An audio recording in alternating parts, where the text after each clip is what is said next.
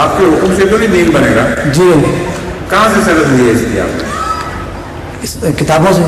کون سی کتاب؟ دینی ضرورت کے لیے، دینی مجالس کے لیے نماز جمع کرنا جائز ہے کہ نہیں؟ جی ہاں. جی جی جائز ہے. جی ہاں. تو پھر کس حصے پر آپ کو اعتراض ہے؟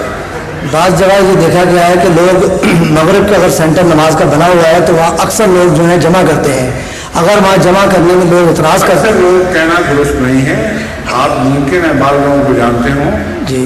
اگر کوئی ایسا شخص ہو جو بغیر ان جائز ضروریات کے جن کے متعلق حضرت رسول اللہ صلی اللہ علیہ وسلم نے ہدایت دی ہے نمازی جمع کرنے کا عادی ہے، تو اس کو اس سے پرہیز کرنا چاہیے.